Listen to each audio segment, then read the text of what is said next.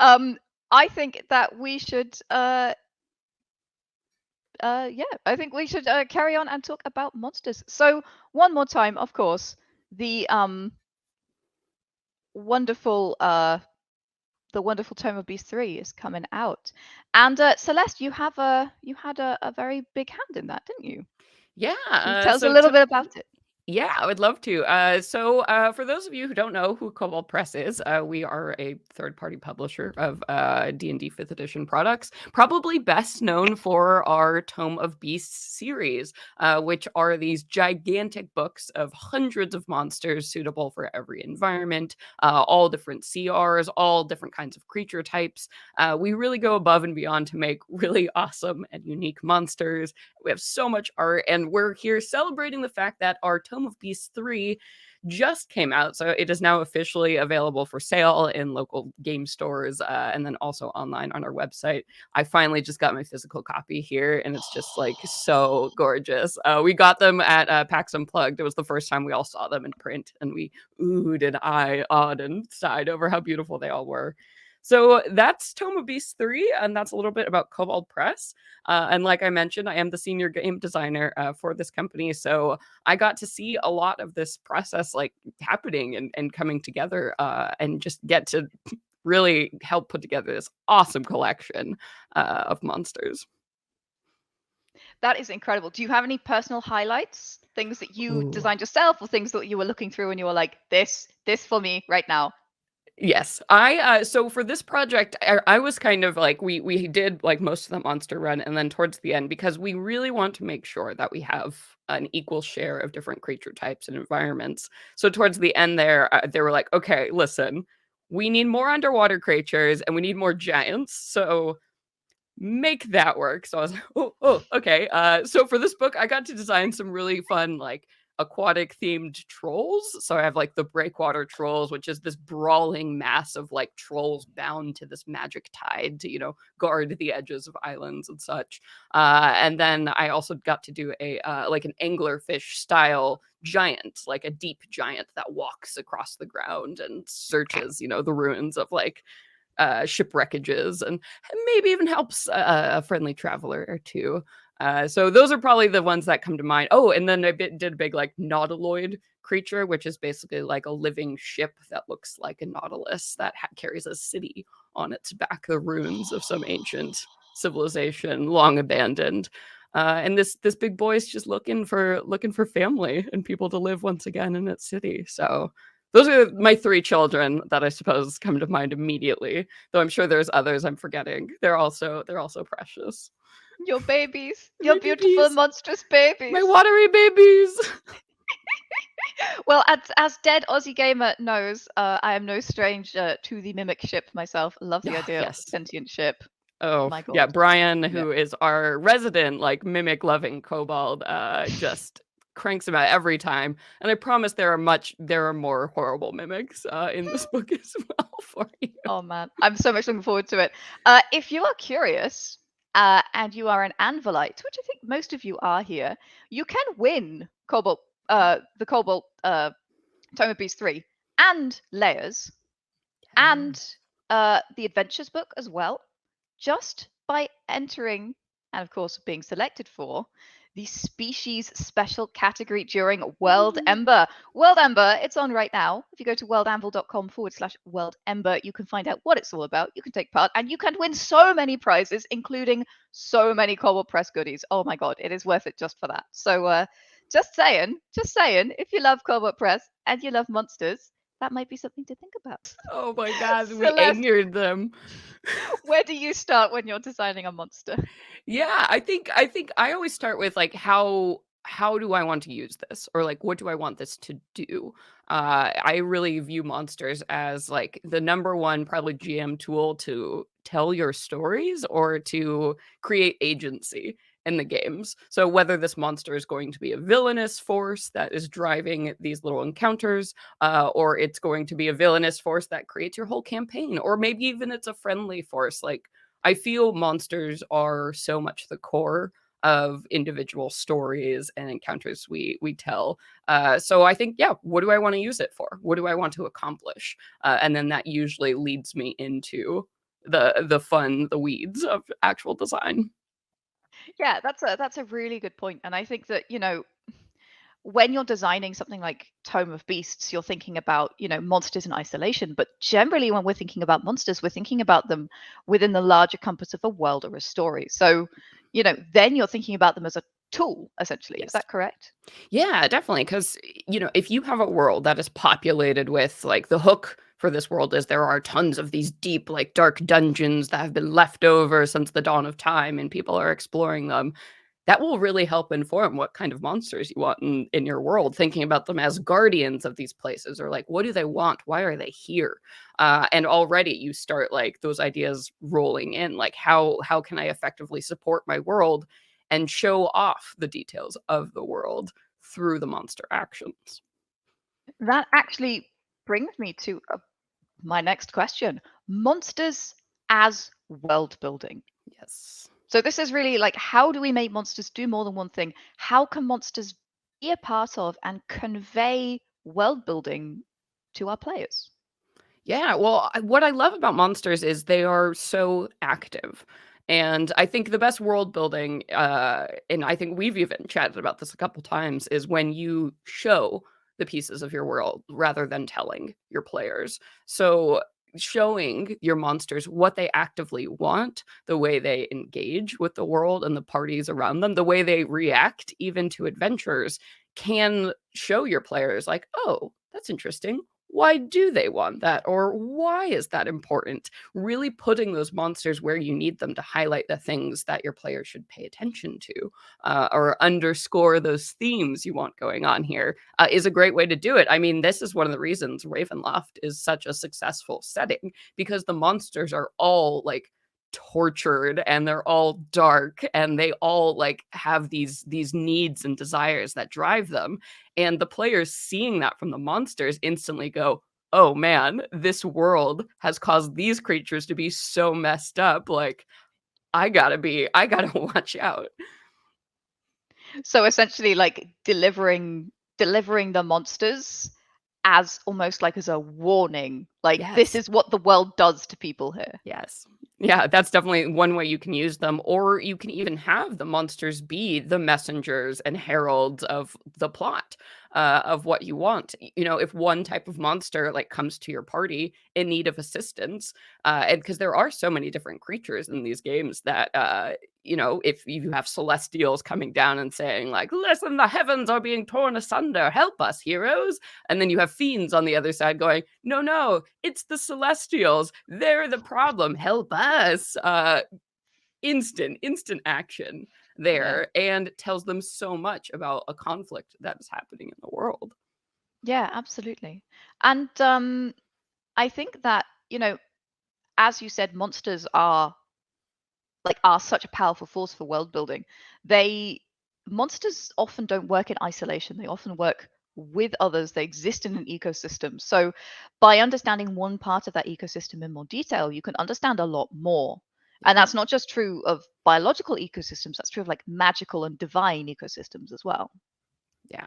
One of the things I really, really enjoy that we do in Tome of Beasts is, well, one, we have these big, like, appendice style tables in the back, so you can search for monsters of specific environment types, which helps you automatically pair things together. And then we also do have sidebars through the book as well that, like, build connections between monsters, that maybe exist in our other books. So, like, an example of this, one of the things I designed for Tome of Beasts 3, they're called the Crystallites, and they're essentially these giants like related to stone giants that are obsessed with like the perfect symmetry that exists in crystals, right? Those like wild geometric, like the beauty of it. So they meditate forever in these mountains and like fuse crystals into their body.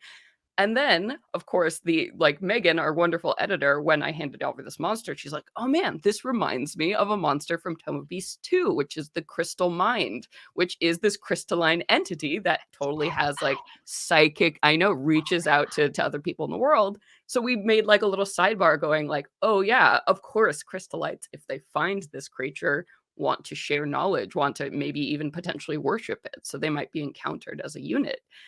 So when you have good monster design like that, you can totally build entire like you said, ecosystems of these monsters that just like bam automatically fill a setting or an adventure. Yeah, absolutely. And I think that again, like it's such a nice way to convey the world building, what's going on, like the big premises of the world can really be encapsulated. Like for example, if lightning is a really powerful force, then you're going to have things that are drawn to lightning. You're going to have Yeah. lightning monsters, things that exist around the fringes, or come and prey on it once it's struck, this kind of stuff.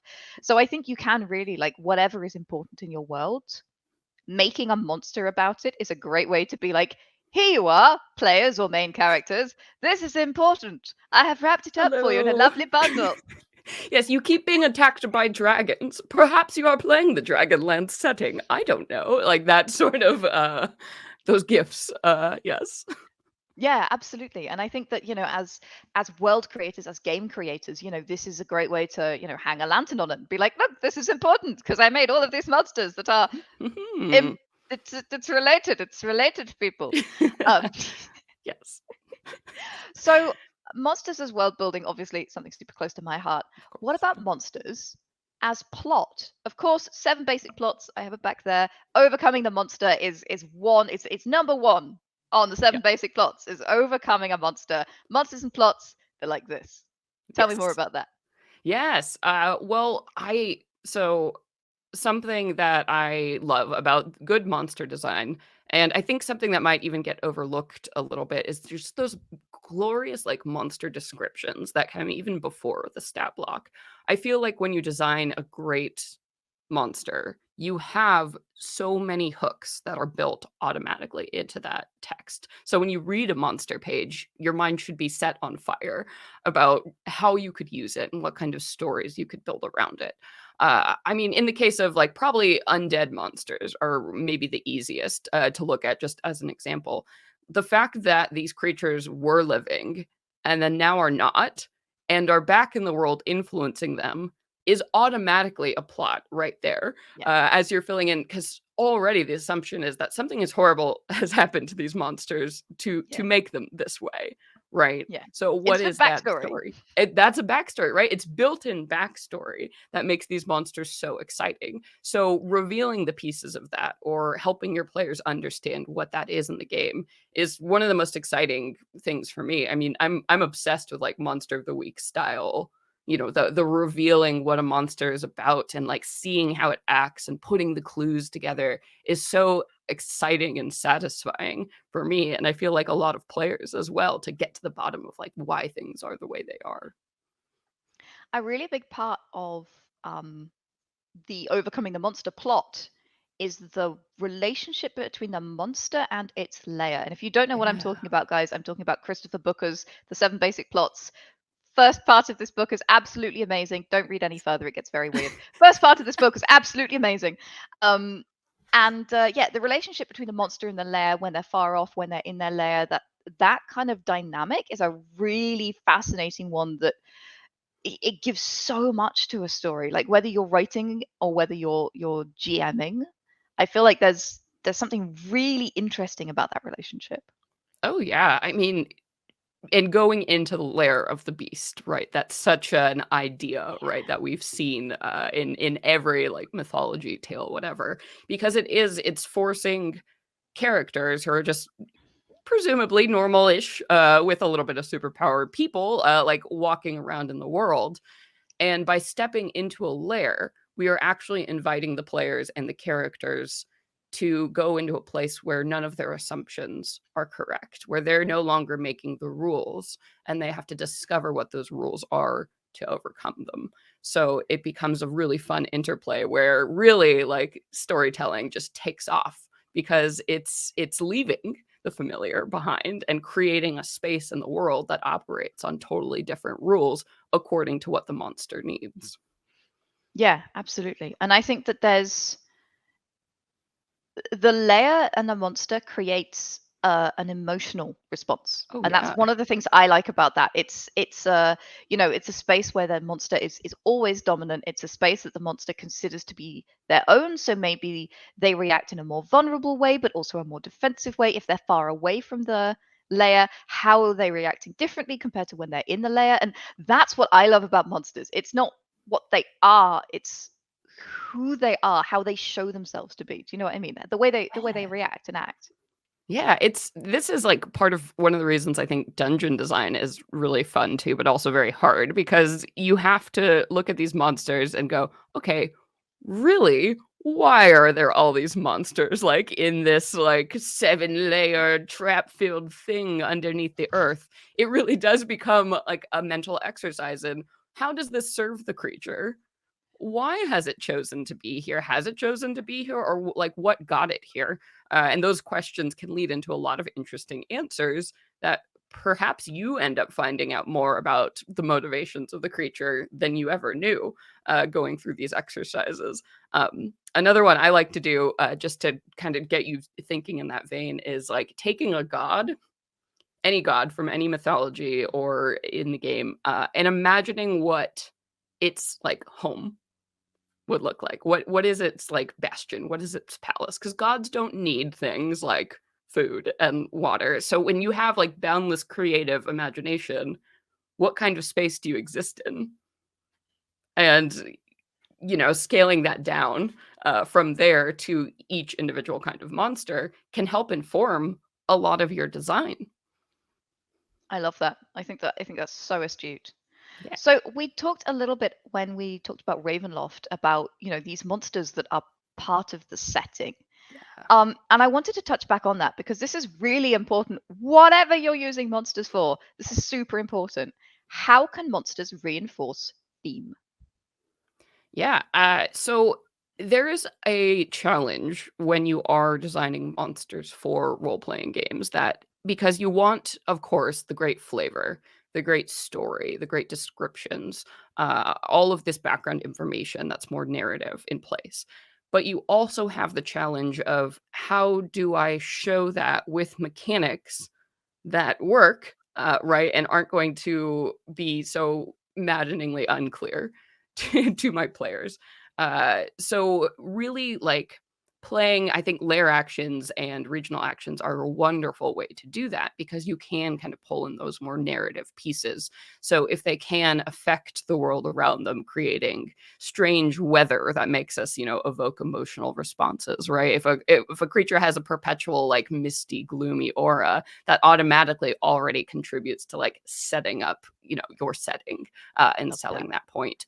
Or perhaps if a creature has like a specific ability that messes with mind or perception or memory, that automatically is going to give you a key to touch into those, introducing those weird and dreamlike things to terrify your characters.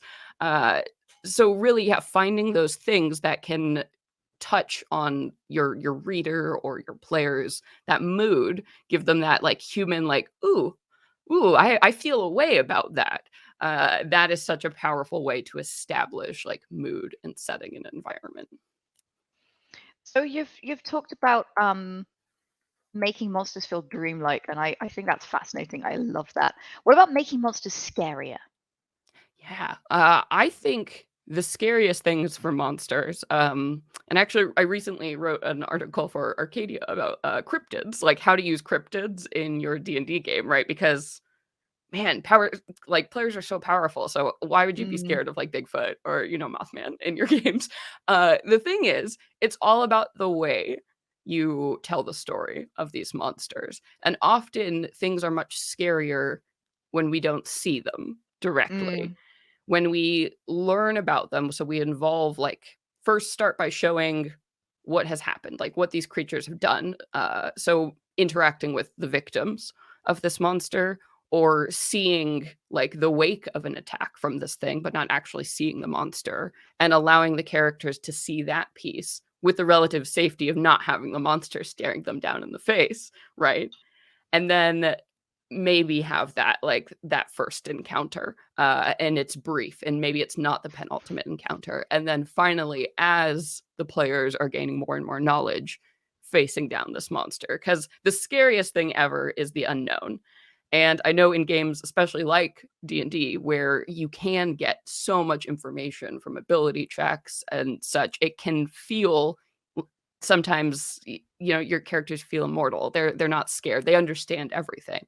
But if you use things that are new, you keep a little bit back, you parcel out information a little bit at a time, boy, do they get freaked out. Yeah, absolutely. What I love about the way you just described that, it is exactly the same method that is used for Monster of the Week Yeah. superheroes. Yes. It is you see the destruction, you Mm-hmm. hear the terrified stories, then you have an encounter where you don't come out on top, and Right. then finally you have the boss fight and you succeed. And often there's more or less in writing we call them try-fail cycles, Yeah. where you try something and you fail, but often Yeah. you gain something. Um, until you get to that boss fight. So depending on how hard you want to make it, depending on how far you want to eke out the story, you go from the combat where you couldn't win to the combat where you have to win because it's the end of the story, right? Yep. Yep. Yep. And that's very satisfying too. I think a little bit of failure makes success all the more sweet when you actually do achieve it. If you're never struggling for victory, then victory starts to become very meaningless. Absolutely. I guess another way, kind of touching on things you can do to make monsters scarier, is because you can see even in basic design trends, right? Like lower CR monsters, the monsters you start fighting are things like giant rats, right? Or like goblins. They're very direct. You know everything about the monster from how they attack. Like it's all very physical and grounded in reality. And then as monsters get more and more powerful, they begin to touch on these themes that we as humans aren't used to seeing and quantifying. So throwing in magic and things like, this monster can control an environment, or this monster has a gigantic lair citadel full of undead. Like as things scale up and you start to touch on things that are unfamiliar and further away from what we see in real life, then monsters start to become really, really scary and interesting. Yeah. Yeah, absolutely. And again, it's that gradation of start them off with things that feel familiar because it makes the unfamiliar so much scarier. Right, right. If they're Like, used to being yeah, on top, yeah. go ahead. Oh, yeah, because like, if a guy's running at you with a sword, like, that's not I mean, even if he's got, "Oh, wow, he looks so cool, and he's got the cool helmet, and there's flames and stuff," like, at least probably, you can fight this guy, and he'll go down. You can swing your sword back, it's cool. But if something shows up and it's shining in light, it doesn't have a sword, it doesn't have any weapons on it, it's like, "I will destroy you." Like, oh god, like why? How? What? Like make them question, what are you gonna do to me? Like how? I don't understand. Like that's when it gets scary. Yeah, absolutely. I mean, I remember when I was playing Witcher, the scariest monsters were the ones that disappeared and reappeared somewhere. Like that's Yeah, terrifying. Like when yeah, you feel out of control, when you feel like you don't right. know what's going on. That's Yeah, that's scary for your players. yeah. Or if you have something like familiar, really familiar, just in the totally wrong setting in place. I think that's why like little girl ghosts are so scary, right? Because they're just like, they're children. Why is it here in this like creepy dark house? Oh my god. And then that's the fear, right? Taking even familiar things and just changing the code of the situation can be very effective. Yeah. So again, same book. Christopher Booker, Seven Basic Plots. I'm telling you, first part of this book is really good. Don't read the second part. Um, but one of the things that he says is that when you look into traditional monsters and when you look into like the breadth of history at what the monster is in the Overcoming the Monster plot, it's the meeting of the monstrous with man. Yeah. That's a lot of M's, so let me break it down. You have something that is familiar, something that is human, and something that is completely inhuman, and you put them together. And when you look at most classic monsters, that's the formula that you see eventually. Mhm. Yeah. Yeah. Yeah. And most monsters too, you can base them around a concept or an idea that is uncomfortable. So whether it's something like dragons, like greed was the concept that really like what they do. They raid, they destroy villages, they collect treasure, and they just sit on mountains of treasure. And there are these gigantic lizard fire breathing death things that just want like perpetually. So even that concept, greed, so familiar to us, and then transforming it to its like absolute monstrous conclusion is a fantastic way to make monsters seem Yeah. a little familiar because we are basing on that concept that we know and we're familiar with, but then taking it so much further than anyone is used to seeing. Yeah, absolutely. So we've talked about making monsters scarier. What about making monsters friendlier? Yeah, friendlier. Yes. Oh boy. I mean, my absolute favorite thing is to keep my players guessing. So usually using monsters that look absolutely monstrous or have a reputation for being absolutely monstrous, and then introducing their stories, right? And giving the players a clue into like, why am I the way I am? It's like when we talk about things like the Medusa from Greek mythology. Like everyone's like, oh yeah, she's horrible, let's kill her. But then you hear her story, you're like, actually, though, I think she's right. That kind of Yes. stuff. Yeah. Giving your players a chance to see the other side of the coin or to challenge their assumptions. Uh, and then really, that's a great way to make almost every monster seemed like, oh no, like we don't know. Wait, last time we assumed this was going to be horrible and evil, and then this monster came to us for help. Okay, can we make that same assumption about the next one or not? Like it it's part, I think, of the wisening of heroes as they go through any adventures, right? Questioning their own assumptions. So just really laying it out, and I think giving more access into a creature's thoughts and feelings and like state is a great way to make a monster seem friendlier. Yeah, I like that a lot. Would you like to share the example that you shared with me earlier about the deep sea monster? Because I love this. This one's from Tome of Beast Yes. 3. Are you allowed to share? Yeah, yeah. So in Yeah. Toe Beast 3, like I mentioned a little bit earlier, I made an anglerfish, basically giant, a lantern giant for this book. And the thing is, these giants are on the bottom of the ocean and they look like anglerfish. They have the horrible, like gnarled, lower jaw teeth and the big, like tentacle thing. And they look terrifying. They're absolutely terrifying. Like everything that is on the bottom of the ocean, scary as heck. But the thing is, they're actually lawful good giants. What they do, they patrol the bottom of the ocean and they use their lantern light to help guide travelers who are lost or trying to get to their destinations. Like that's what they do. They wander and they're kind of these wandering hermits that look to help people, but they look horrible. And if you're already at the bottom of the ocean, God, all the things you've probably had to fight to get there and the horrible things you've encountered. So it'd be so easy to assume that this is just one more of these creatures. And it'll be a real bad time if you start fighting it. But if you take the time to pause and speak with it, you can actually find an incredible ally right there waiting Yeah. for you. I love that. I think that's such wonderful design. Like you really flip the concept on its head. And yeah, I think just think that's beautiful. I think it's so well done. Oh, thank So you. that actually brings me quite nicely to my next question. How do you choose monsters for your D&D campaign? Yeah. Oh man, this is difficult because there are so many good monsters out there. I feel like you want to think in terms of variety. So you don't always want your monsters to be the same type of monsters or wanting the same things. You have to really shake it up. And then work with those natural like rhythms and builds of storytelling. So of course, there's a reason why that's a trope, right? We always start our adventures with those things like the giant rats, the things that are easy to understand. They're straightforward. Like when people are just figuring out how to be heroes, right? Give them something easy that's not going to just challenge their minds constantly. Let them get used to that. And then you start introducing the more interesting monsters. So perhaps, you're fighting rats and goblins for a while going along, and then you encounter something like a banshee. And maybe instead of just a direct conflict there, you get to learn about her story, like what made her this way.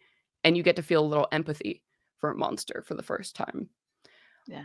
Perhaps then next you hit them with something bigger, something that is affecting a huge area, something like a dragon that is like a global problem rather than a specific problem that they had to face with the little monster rats, right? Or an emotional problem that they had to face with this banshee. And now this is a how do we stop something that's so much larger than us? So thinking in terms of those kind of challenges and the stories you're telling, I think is a great way to help pick monsters. I love that. I love the idea that you're sort of changing up the kinds of challenges. Yeah. to keep your players on their toes. I think that's a tip that a lot of DMs miss out on. They're just like, oh, I'm just going to give you a bigger one of the same thing. Yeah, or like 10 more, Yeah, right? Because you really do need it.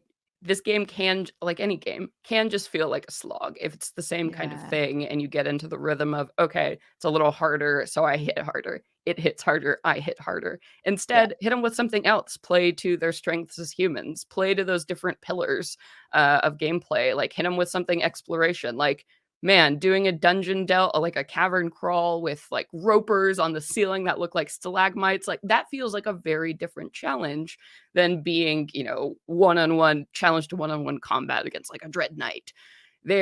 It's the feeling of what you have to do and the way you have to overcome it that's going to be the most interesting way to keep your players on their toes and stop things from just feeling like a you hit, I hit, you hit, I hit until we die.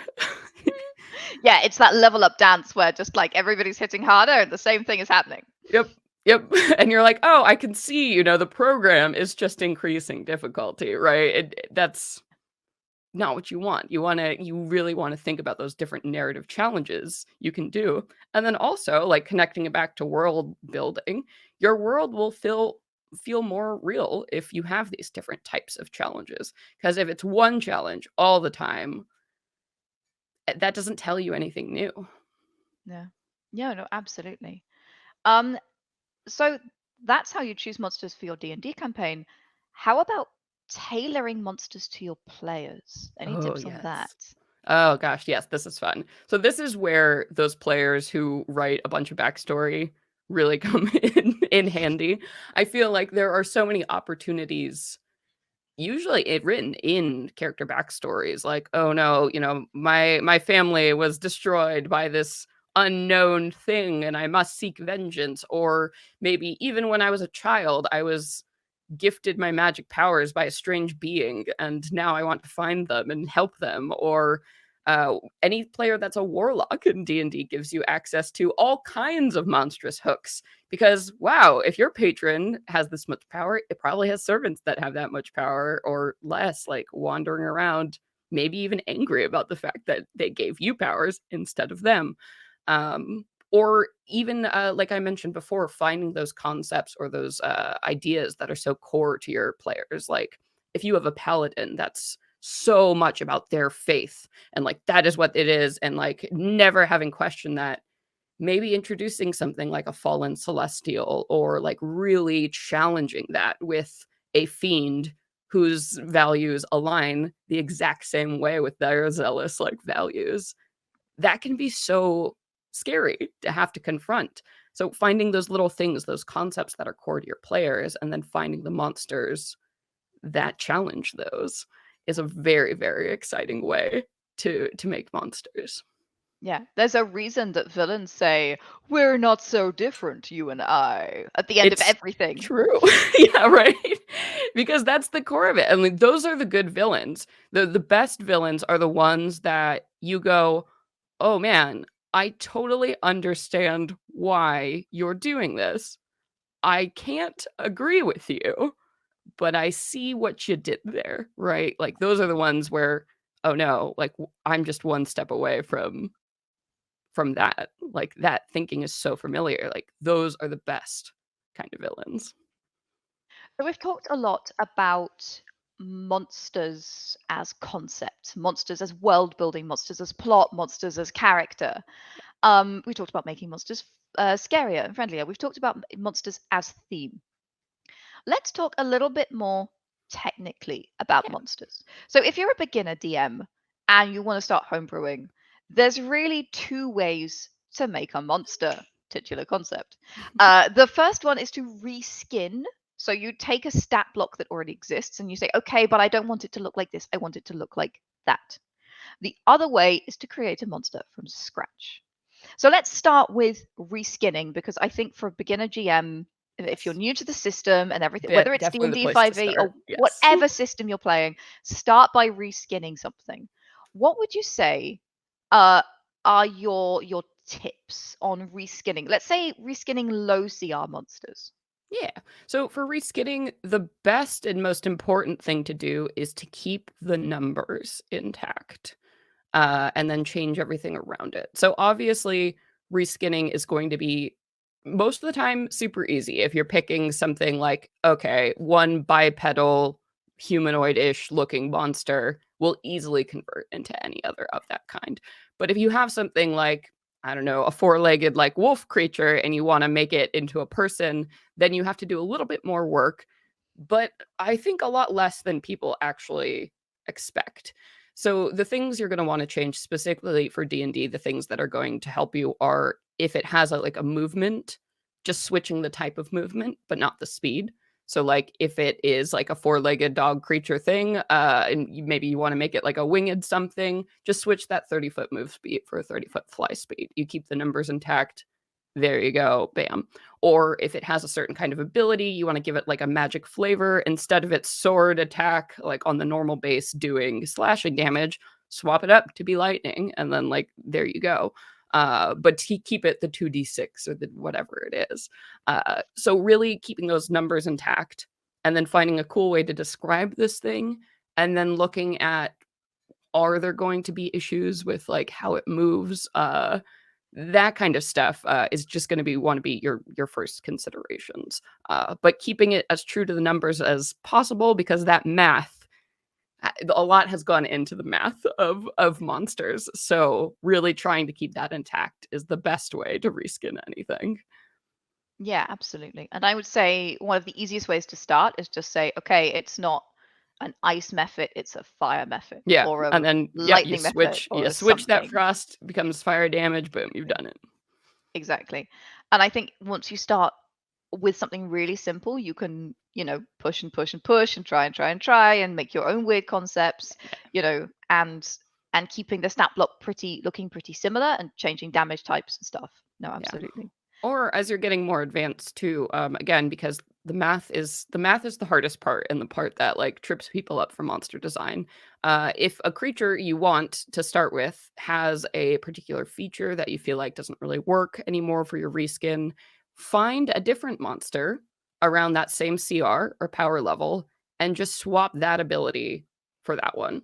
So mix and match, create your Frankenstein's monster of traits and abilities that have already been designed and swap one for one in that instance. Yeah, absolutely. How does it change when you get to higher CR monsters? Yeah, I think the biggest challenge, and this is something I'm constantly telling new designers, is really focus on what you want your monster to do. Like, think of the one thing you want them to do, and make sure they do that, and don't go overboard with everything. Because monsters, especially in games like D&D, don't stick around very long. 3 rounds is the average that like even higher power CR monsters tend to stick around. So you have to demonstrate what it is about your monster that is cool, make your players feel scary, support the world with everything in only 3 moves. So think about it like that. So giving them a ton of spells and like a ton of different actions and stuff, it it's worthless. It's just going to make it harder for you to run the monster at the table and decrease your chances of actually getting to the cool stuff with your monster. Yeah. So really, really focus the one thing you want them to do, the one thing you want to show off with this monster, and build around that concept. Yeah. One of the things that I love to do with monsters is give them a really cool opening move. Yes. Like, you know, uh, their stage entry should be 100% badass and Yes. 100% them, whatever that is. Yes. Yeah, that's why those like great, gravitating towards if you really want a monster that like, whoo, boss fight, get something with a recharge ability, right? Those like Hmm. 5-6 recharge or whatever. Like that's when it's like the dragon's breath weapon. Like that's the thing. That's the opening move. That's what scares us about dragons. So obviously use that first. Yeah. That kind of thinking for monsters is a great way. Or if you're like, all right, this monster, I want to design a new monster and I want it to be like all about grappling. That's the Mm. thing. I want it to be all about grappling. So you can build the whole monster around that core idea and it'll be a much stronger monster for having that very clear identity. I love that. I absolutely love that. So we've talked about reskinning. Let's touch briefly, she says, knowing this is an entire stream by itself, on how to create a stat block for a monster from scratch. Yes, I would say the absolute best thing you can do for any aspect of design is to read and to look at as many monsters as possible before you just jump into the deep end of the pool and start making your own. Um, Especially in D&D, again, there's a lot of secret math that has been built into monsters. Like, even calculating things like hit points is ridiculously complicated and not explained anywhere, like in the monster manual. Yeah. So you're just kind of left to guess. So again, the Frankenstein's monster concept, I'll say it again, is the perfect way to start designing. Say you look at this monster here, like, oh, okay, Chimera. Like, I feel like my monster is about as strong and constitution wise, like as a Chimera. So I'm going to go ahead and start with that many hit points, and we'll copy that CR too. Right. Okay. All right. And then you go, well, I want my monster to be able to fly. So I guess it'll have wings. So, okay, like, let me look at that same kind of CR. What does that have? Oh, I see this kind of like demon has this. All right, that's cool. I'll copy that number for the fly speed. Oh, and they also have a wing attack. Maybe I should use that down here. And then, so building up by degrees, finding those different shopping for different pieces of monsters that you like best, and then putting them all together in a shape. So you have just something to start with. And then you can start refining from there, because the scariest part is just getting the words on the page and the thing to exist. And it only gets easier from there. Yeah, absolutely. Absolutely.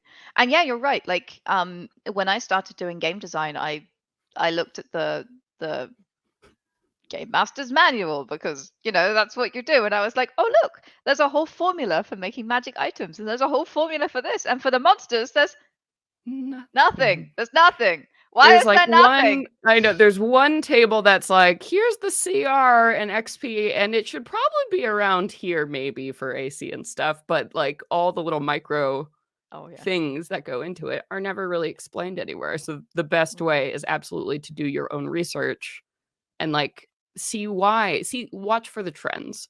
Like, why are most like CR4 monsters, have this many spells? Or like, why do they only have multi-attack once they get to this kind of CR? And once you start to notice those and see those, you'll be training yourself to be at the about right power level for Yeah. your own monsters. And also try them with your players. Yes. Yeah. CR is a gamble anyway, the best of days. Like a different party is going to react completely differently, and they will, alternatively one-shot the monster or become one-shotted, you know. So it's all a guessing game at the end of the day. I hate to say it, but it's true.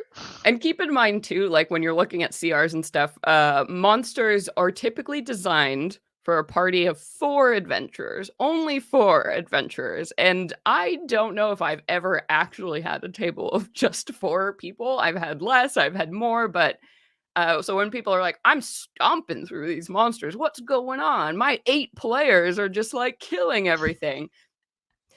Keep in mind that you may need to be dealing with higher CRs, or you might need to be pulling in some of those newly developing homebrew skills to help your monsters out. So giving them things like lair actions so they can act on multiple turns, or making sure there are minions in there to break things up, or even something I like to do, I always just use my monster's dexterity score as their initiative instead of Nice. rolling for initiative, because that way I know a little bit more when my monster is going to act, and I'm not going to be like borked from the beginning because I got a 1 and then 6 adventurers are going to stomp on my face before I get to act.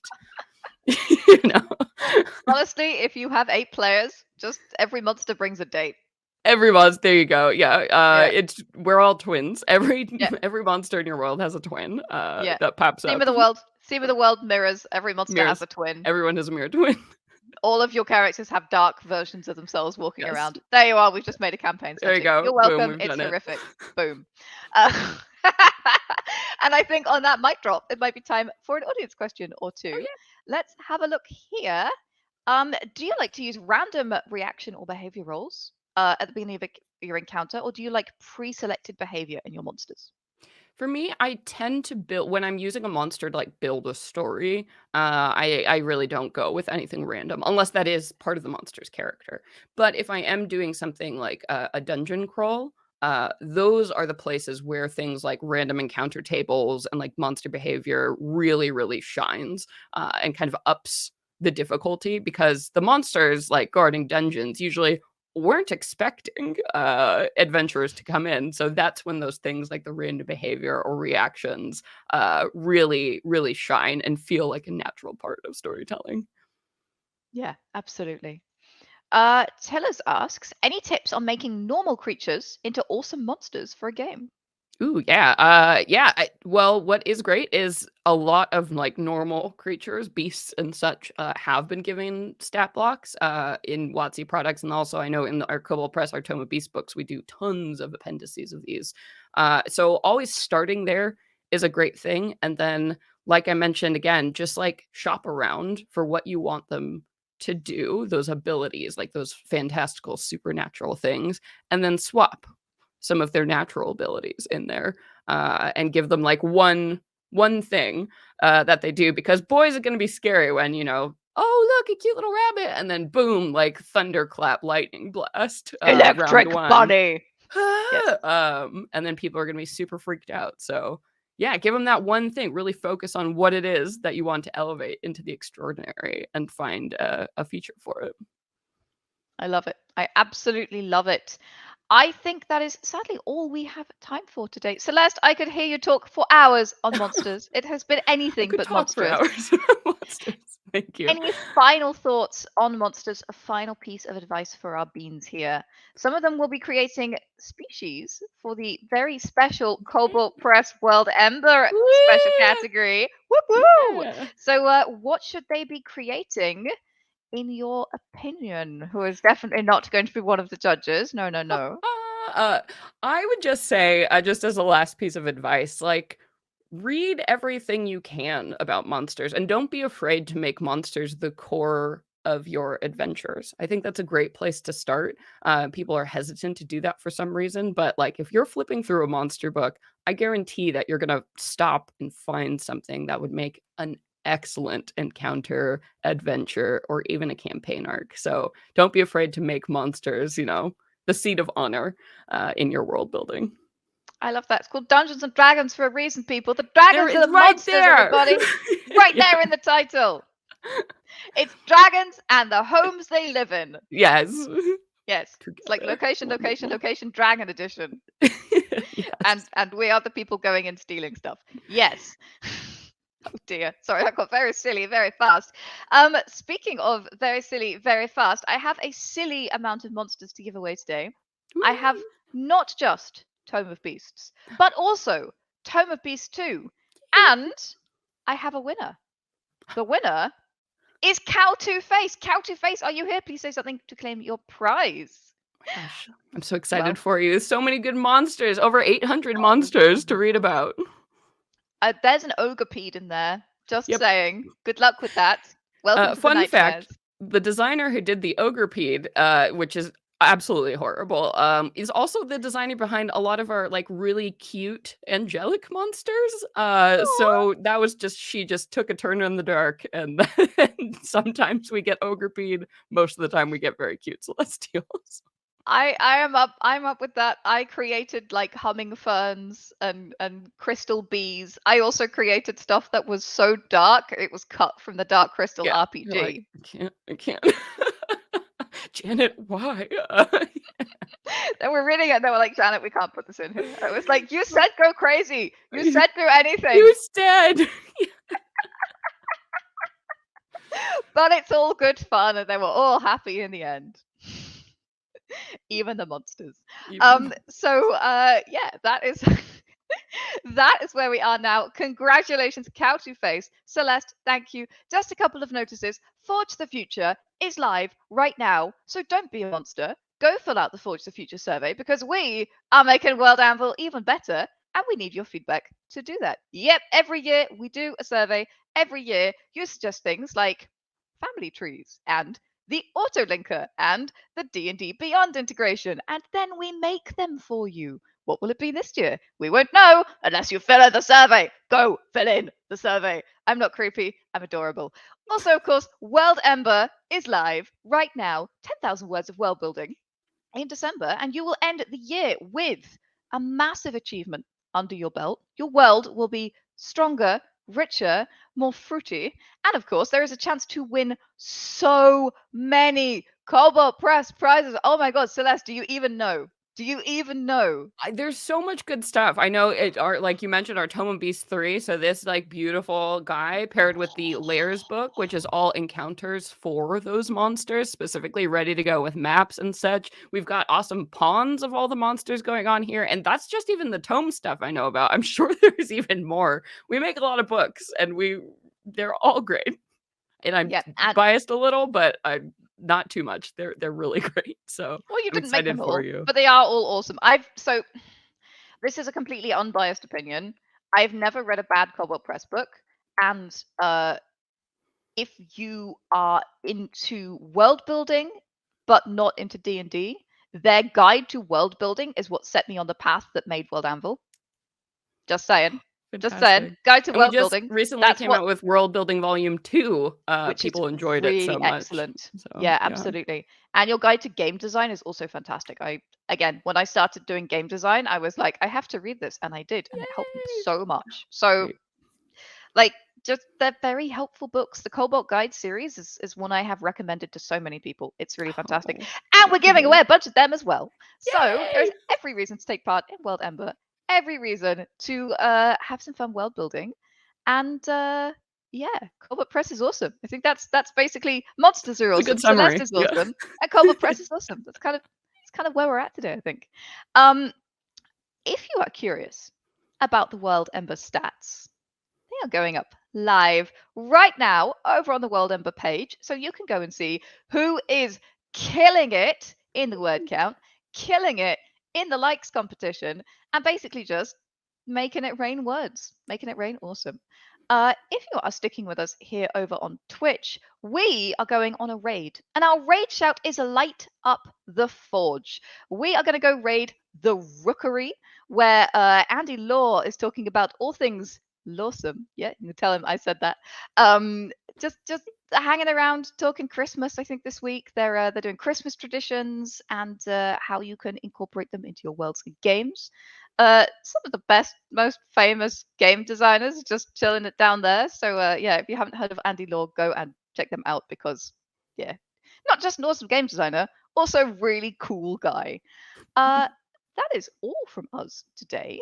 So I would like to thank you all for being here. Celeste, you are an absolute friggin' delight. I'm always so glad when you drop into my Oh, calendar, so happy to drop be into my here. stream. Thank you for having me. I think sometime we're gonna have to get you to come back and tell us more about monsters. Oh, I'll do it. I'm there. Just blow the horn. It's gonna happen. It's gonna happen. All right, my beans, you know what to do. Grab your hammer and go world build. See you soon. Bye.